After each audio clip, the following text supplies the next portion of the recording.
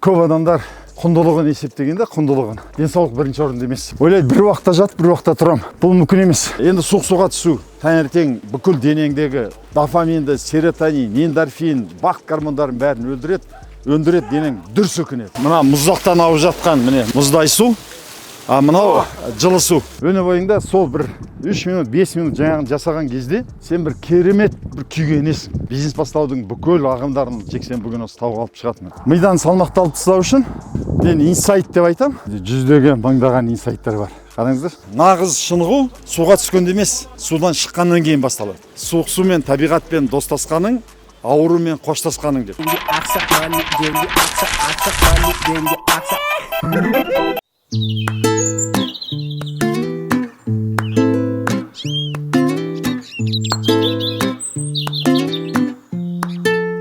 Қазақ ерте тұрған еркектің ырысы артық, ерте тұрған әйелдің бірісі артық деп айтады. Өйткені қазақ бір мал баққан еркек даланың жұмысын істейді, ал әйел бірісі артық дейді, киім тігеді, тамақ пісіреді деген сияқты. Ал енді қазіргі заманда ерте тұрған еркектің де әйелдің де ырысы да бірісі де артық деп айтса болады. Жалпы денсаулық іздейміз ғой бәріміз. Ең зор байлық денсаулық дейміз, бірақ өкінішке қарай көп адамдар құндылығын есептегенде құндылығын денсаулық бірінші орында емес. Оны қалай білуге болады? Таңдау түскен кезде адам бір уақытта 4 нәрсені істеу керек дейік.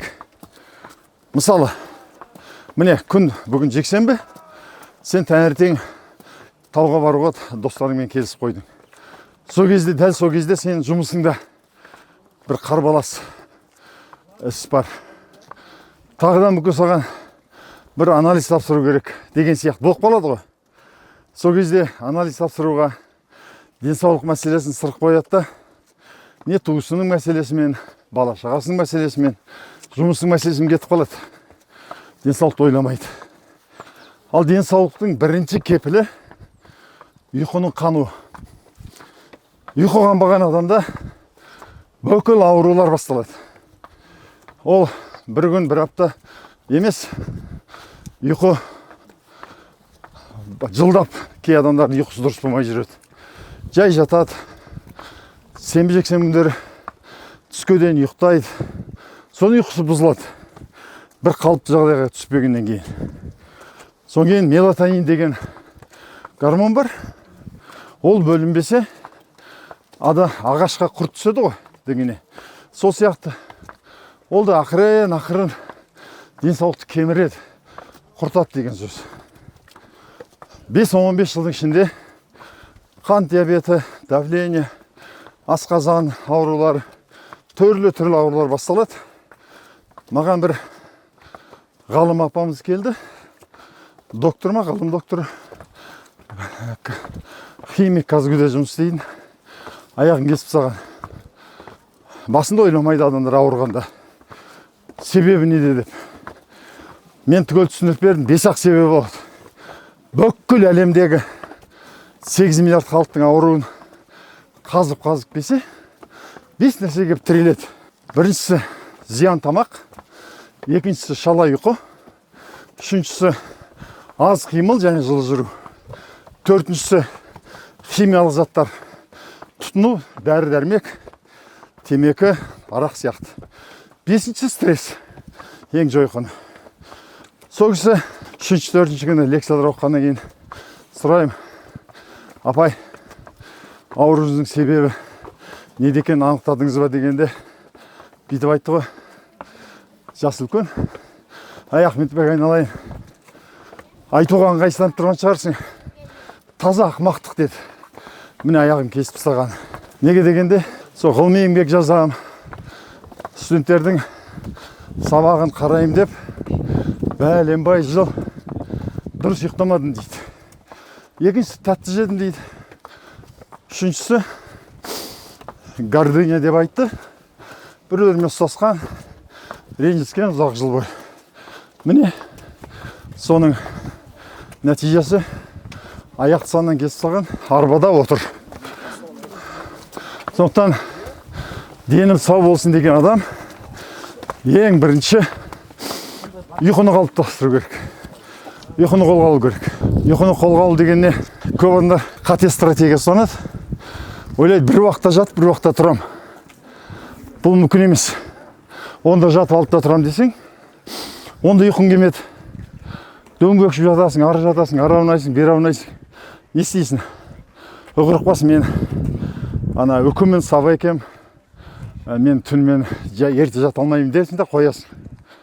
Кейбіреулер айтады, ұйқым келген жатайын, ұйқым қанғанда тұрайын дейді. Түнгі сағат 1-2-де жатсаң, кейде ұйқың таңертең жұмысқа барады, сол ұйқың қанбай қалады. Сенбі жексенбі күні 9-10-ға дейін ұйықтасаң, ұйқы созылып кетеді да, быт-шыт болып кетеді. Ритм жоқ. Қазір сізге ең дұрыс тәсілін айтайын. Ұйқың келгенде жату керек. Оны қалай білесің? Кітап оқи бастайсың. Бір 2-3 бет оқыған кезде қалғи бастайсың. Мен өзім сөйтемін. Мүмкін сағат 9-да, мүмкін 10-да, мүмкін 12-де, мүмкін 1-де. Қашан шынымен ұйқың келіп көзің іліне бастайды, не оқығанды ұқпайсың, сол кезде жатасың да төсекте 1 минут ұйықтап кетуің керек. Төсек деген саған ол ұйқыға кететін орын, жататын орын емес, демалып. Ассоциация, жаттың, 1 минутқа жетіп ұйықтап кетуің керек. Бірақ бір уақытта ояну керек. Мен 365 күн сағат 5-те оянамын. Мүмкін сізге 6 ыңғайлы шығар. Одан кейін оянуға болмайды. Өйткені сағат 6-да, 5-6-да адам альфа режимде болады. Бета режим, тета режим, гамма режим деген толқындар бар, білетін шығарсыз. Сол альфа режим деген миың керемет жұмыс істеп тұрады. Әрине, ұйқың қанса, тынықсаң, миың керемет жақсы жұмыс істеп тұрады да, сол кезде сен күндіз 5-6 сағат оқитын нәрсеңді, істейтін жұмысыңды, интеллектуалды жұмысты бір жарты сағат істеп тастайсың, 1 сағатта өлең жаттайсың ба, есеп шығарасың ба, бір маркетинг, бизнес, қандай мен айналыссаң да. Ми керемет жұмыс істеп тұрады, ұйқы қанғаннан кейін. Сондықтан айталық, сіз сағат 1-сіз ұйықтамайтын адамсыз. Бірақ 6-та оянуыңыз керек. Көп ойдайды, қоңырау қояды, ояна басады да, таңертең қоңырау шыр еткенде, миың, сенің мында хайуани ми деп айтам, бірден сайтан ой, сатқы миың айтады. Ерте тұрғанда не істейсің? Шаршадың ғой кеше. Қазір ұйқың қанбай тұрып кетсең, күндізгі бойы мең-зең болып жүресің. Одан жата тұр, ертеңнен бастап тұрасың деп айтады. Осыны 10-20 минут жасайсың да қоясың. Бұны жеңу үшін күндіз кез келген уақытта сағат 5-6, түскі сағат 12-де мынадай жаттығу жасаңыз. Төсекке барып жатасыз, күндіз шешініп. Бір 3 минут, 5 минутқа қоңырауды қоясыз. Үйдегілер түсінбеуі мүмкін. Не істеп жүрсің? Жатайын деп жатсың ба? Жоқ. Жаттығу жасап жатырмын. Ахметбек айтты деп айтыңыз. Соң қоңырау шыр еткен кезде ана хайуани миыңыз, сатқын ойыңыз бірдеңе айтып үлгермейінше атып тұру керек. Турасында киініп барып жүгінасың. Бірден. Осыны 5-10 рет қайталау керек. 2 күн, 3 күн бойы. Не болғанда рефлекс пайда болады. Қоңырау шыр еткенде сен 1 секундқа жетпей атып тұруың керек. Шартты рефлекс пайда болады. Өзі ми 2 бөліп, мидың жұмысы өте күрделі. Мен сөткелеп, айлап, лекция оқи аламын. Ойлайтын ми бар маңдайдағы. Білетін ми, ойлайтын ми, да? Префронтальный коротик. Қалғаны істейтін ми. Сөйлетеді, көргізеді, жүргізеді деген сияқты. Құрғаны мынаның дұрыс екенін білу, ол түк емес. Біліп істей алмасаң, білем деп айтпа. Осыны жаттауыңыз. Біліп істей алмаған нәрсе білмегенмен тең. Соқтан істеу керек, істеген кезде ғана адам жаттап алады. Әдетті істей, әдетке айналсады. Жаңағыны қоңырау шыр еткенде тұрып кеттің, қыр екен тұрып кеттің, бетің жылдың, әдетке айналды. Сағат 1-де жаттың, сағат 5-те ме 6-та атып тұрдың. Тұрдыңда жуынып шығып алғаннан кейін, тұрып кеткеннен кейін киінбейсің ғой. Ертеңде солай. Соң кейін бұл саған әдетке айналды, бірақ ұйқың қанған жоқ. Сағат 1-де жаттың, 5-те тұрдың. Күндізгі ойы быт-шыт болып жүресің, мең-зең болып. Кешке мүмкін ертерек ұйқың келеді, мүмкін келмеуі мүмкін. Тағы да 1-ге дейін жүресің. Кітап оқып, бірдеңе істеп жүресің. Содан кейін не істейсің? Тағы да 5-те тұрып кетесің. 3 күн осыны қатардан істесең, 4-ші күн сен қандай мықты болсаң да, сағат 10-да, 9-да қалғи бастайсың. Болды. Енді денсаулық, ең басты құндылығын денсаулық деген адам, мен мысалы қай жерде болсын, тойға барам, тойда біледі. Өз қалжыңдап күледі. Детское время окончено дейді. Мені сұрайды класстастарым, ақай қайда? ой балалардың уақыты бітті, ол ұйықтауға кетті. Қайтып кетем, ренжиді кейбіреулер, өзіңше болдың, неге отырмайсың соңына дейін деген сияқты. Мен айтам, ренжіме, мен денсаулық керек. Сен маған денсаулық бермейсің. Міне сыйлығымды әкелдім, тілегімді айттым, болды, мен қайта берейін. Егер қайту мүмкіндігі болмай алыста болып, бір көлікпен келетін жағдай болса, 4 орынды қоямды, жатып қалам. Қандай музыка даңғырлап, айғай шу болса, өйткені рефлекс қалыптасқан. Өйткені жатқан кезде, ұйықтаған кезде ағза жөндейді, тазалайды. Түс көрмей ұйықтаған жақсы. Оны айтам, қалай түс көрмей ұйықтау керек екенін. Ремонттайды былайша айтқанда. Ал ұйқысы қанбаған адамның ағзасы ремонтталды жоқ деген сөз. Ал түс көрмей ұйықтау үшін не істеу керек? Мен бүйтем. Таңертең жылы су ішем, күркім қосып. Соң кейін қойдың құйрық майы, сары май міндетті түрде жеймін. Өйткені өт жүру үшін майлы тамақ керек.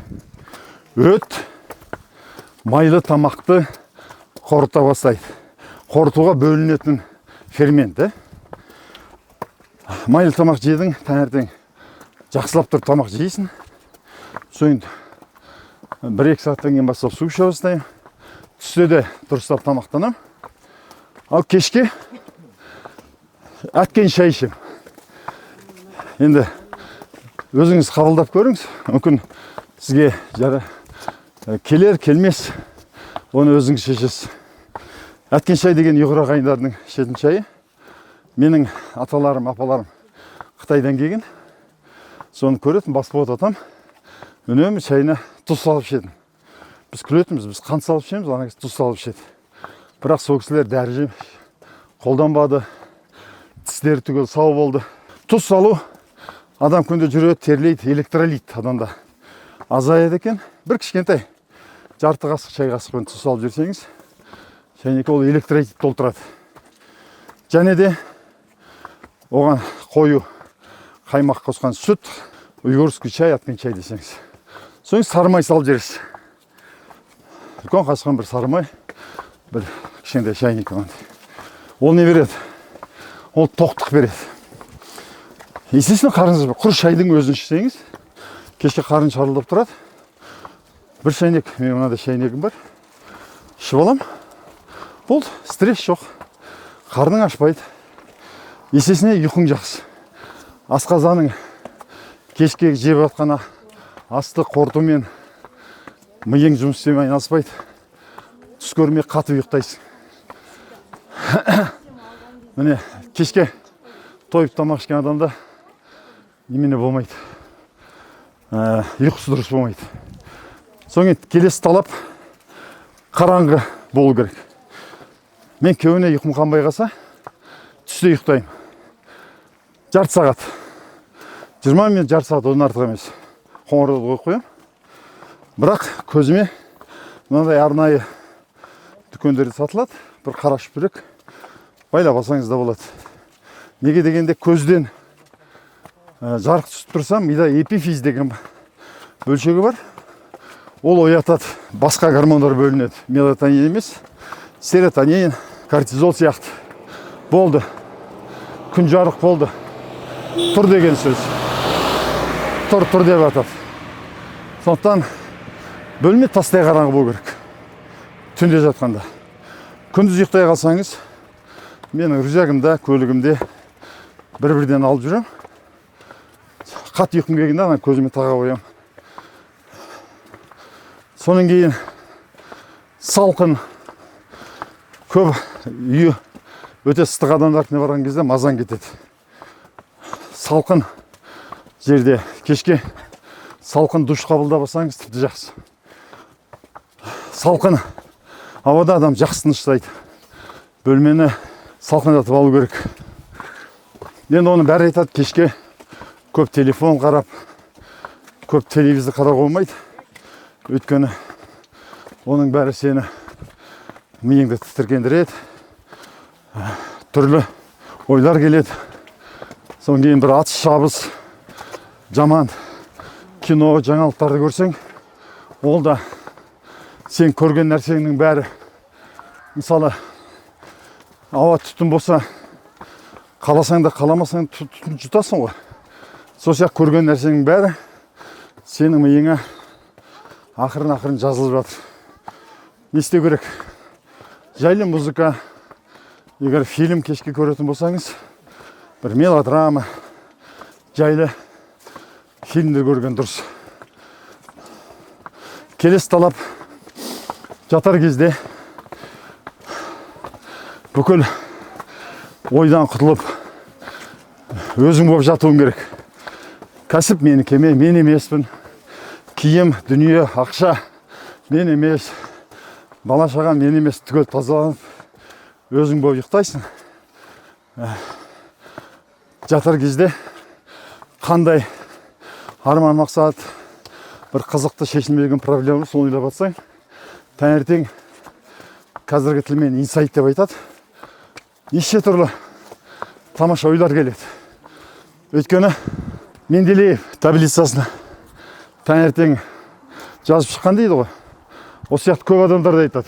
Өзінің еңбектерін түнімен ойлап, түнде миына келген екен деп. Ол рас. Мен таңертең ойына салысымен телефон дайвер режим қойып қоямын. Ал сұрақ. Бірден неше түрлі бір тосын ойлар, жақсы бір шешімдер келе бастайды да миға. Соны мидан салмақталып тастау үшін, мынаны ұмыт қалмайын деп жүрмеу үшін, мен инсайт деп айтам. Инсайт деген бір жақсы керемет ойлардың келуі, қазір көрсетейін сіздерге. Жан мен тән сауықтыру орталығы, инсайттар жалпы. Мұның ішінде жүздеген, мыңдаған инсайттар бар. Қараңыздар, күнде таңертең кемінде 5-6-ауын, мүмкін оның жақтысын жазып отырам.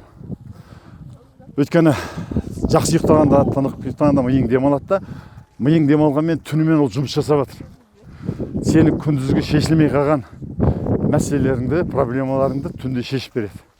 Сонымен қоса медитация жасау кешке жатар кезде музыканы қойып, ол да керемет нәрсе. Ол мидың тренажері. Ойыңды бір жерде ұстап отыру. Ойыңды бір жерде ұстаған кезде, ойыңды бір жерде ұстаған. Мен қазір көрсетейін. Мысалы, мен бір аяқпен тұрмын. Адамның ойы мындай да. Адамның ойы бір аяқпен тұрған кезде бір орында тұра алмайсың, өйтіп тұрсың, қобалжып, былай бүйтіп тұрсың да. Сонда не болашақты ойлайды, алдыңғыны, не өткенді ойлайды. Болашақты ойлағанда міндетті түрде уайымдайды, бірден үрейленеді, не болады екен деп. Ал өткенді ойлағанда реніштерін және қайғысын, жоғалтқан жақын адамы, жоғалтқан кәсібі, алған бір қиыншылық жайлы соны ойлайды. Үнемі осы жерде тұрады, сол кезде кортизол. Не істеу керек? Ағаштан ұстап алсам, болды, тұра берем қанша болса да. Ал бір аяқпен тұрған кезде өсіп тұрасың. Дәл сол сияқты. Ағаштан ұстап алдың деген ойыңды бір нүктеде бір нәрсе ұстай алу. Қарапайым кешке жатар кезде әдемі жақсы инструментальный музыка қойып, қобыздың үнін қойып, тыныс бақылау. Жай ғана. Тыныс бақылайсың 3 минут, 5 минут. Болды. Ойың тынышталды. Өйткені адам бір кезде екі нәрсені ойлай алмайды. Сен болашақ өткенді ойламайсың, сен бүкіл назарың жаңағы тыныс бақылауда отыр. Жүрегіңде тыныштық, жанында жайлық келеді. Өне бойыңда сол бір 3 минут, 5 минут жаңағын жасаған кезде сен бір керемет бір күйге енесің. Өзің сезесің. Өйткені сенде қобалжу жоқ қой. Дал енді ұйқы бұзылу деген бар. Оның арнайы ғылым бар, ғалым сомнолог деген ғалымдар болады. Ол ұйқының бұзылуын ғылыми түрде қазір есіме түсіп жатыр. Амнисония дейді ме, сөйтіп айтады. Көп айтады, жатсам ұйықтай алмаймын, бәленбай жыл ұйықтай алмай жүрмін, бәленбай ай ұйықтай алмай жүрмін, бір үрей келеді деп. Енді оны мен қазір сізге осы жерде айтып бере алмаймын, бірақ кеңес берейін. Профессор Бузунов деген ютубқа кіріңіз да, сол Бузуновтың лекцияларын қараңыз. Осыдан мен тауға шыққалы міне 20 жылдай болып қалды. Біз алғашқы шығып жүргенде, анау 2000 жылдар кеп. 2005-2006-да тауда мүлде қазақ көрмейтінбіз. Үнемі соны насихаттаумен болып келе жатырмын. Содан кейін көбейіп келеді. Бір рет мен 1000 адам алып шыққан, бір дегенде. Бизнес бастаудың бүкіл ағымдарын жексенбі күні осы тауға алып шығатынмын. Қазір мына жерде Апокатия деген керемет кафе бар. Содан барып таңғы ас ішеміз. Сол жерде мұздай су бар.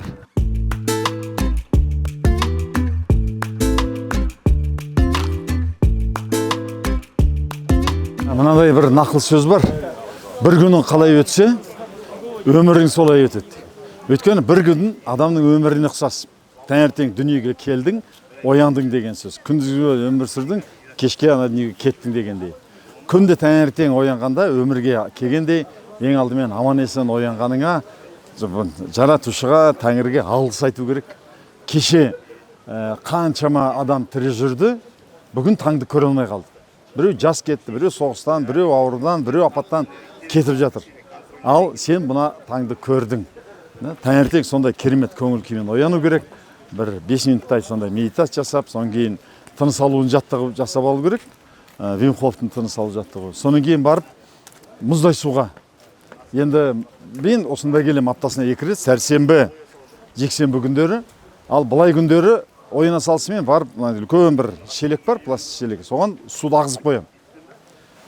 Мен 20 минут тыныс алу жаттығуын жасағанша ол сұп-суық болады. Жасағаннан кейін барып 2 шелек суды үстіне бірақ құям.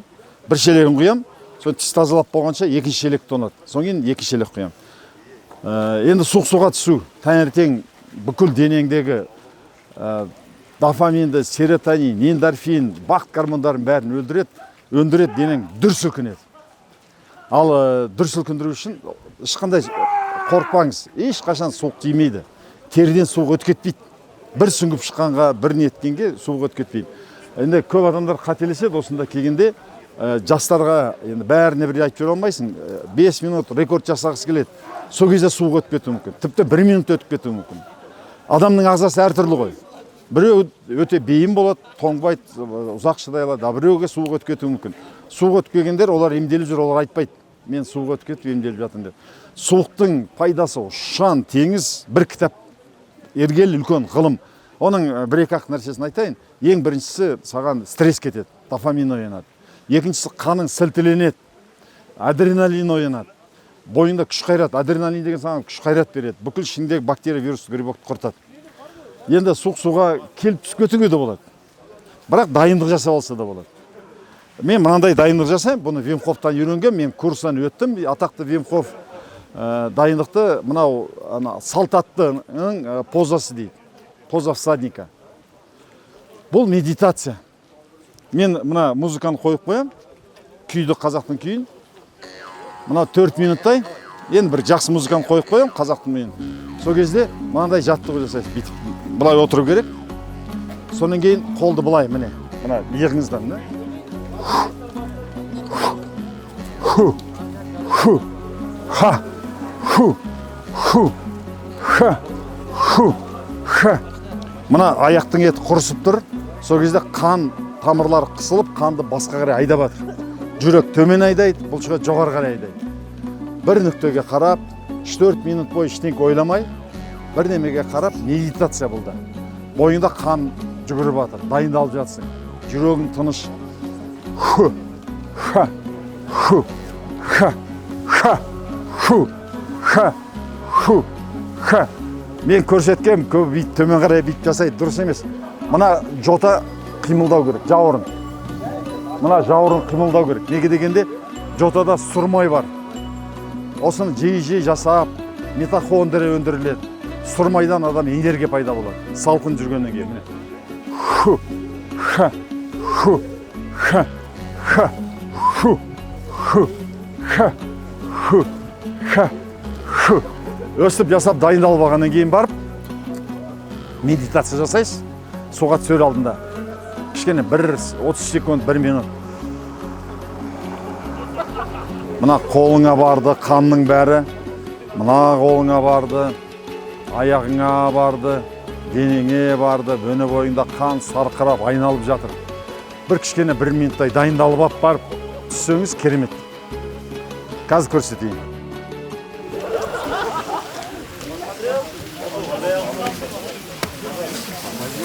Мына мұздақтан ауып жатқан, міне мұздай су, мынау жылы су, радон. Мынаған түсудің бәрін айтатыным шок алу үшін түсу керек, организм дүр сілкіну үшін. Сонан кейін қан тамыры осал адам байқау керек. Өйткені атеросклероз болса, бляшка болса, қан қысылады суық суға түскен кезде, қан тамырлары керемет қысылады, қан тамыры. Сол кезде инсульт болып кету қаупі бар. Мида, жүректе инфаркт болып кету қаупі бар. Сондықтан ондай адамдар контрастный душтан бастау керек. Ыстық су, онан кейін салқын су. 20 градус, 16 градус, 18 градус сөйтіп барып. Егер ешқандай қауіп жоқ болса, онда түсуге болады әрине.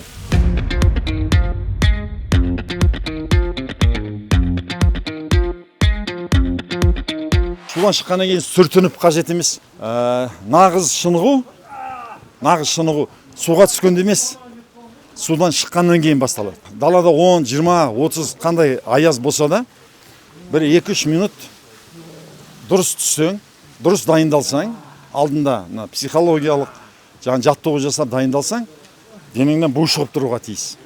Қыстың күні денеңнен бу шығады, өзі кебеді. Сондықтан шыға салып, бірден мына жылы суға, бұл да жақсы енді, мына контраст қой, мынау жылы су. Бірақ денең кебу керек. Міне, сонымен суық суға таңертең ерте оянудың пайдасының шан зор екенін сіздерге айтып жеткізбекші болдым. Мені қатты қуантатыны осы жерде қара көздердің көбейгені. Қаншама міне қазақтың жастары. Дені саудың жаны сау дейді ғой. Бұрын мұздай суға түсу бір есі дұрыс емес, бір ақымақтық, бір чудак дейді ғой, сондай бір адам бір тірлік сияқты болып көрінетін. Біз табиғаттан ажырап қалдық қой. Табиғатқа оралу деген сөз, ол әшейін далада саяхаттау емес, тура аң мен құс қалай жүр, мұздай суда, ыстықта, сол. Содан кейін мен өзім мынандай мақал мәтел шығардым. Суық сумен, табиғатпен достасқаның, аурумен қоштасқаның деп. Қарапайым осы ұйқыны қандырып, таңертең ерте тұрып, тыныс алу суық суға түссеңіз, көптеген ауруыңыздан айығасыз. Денің сау болсын.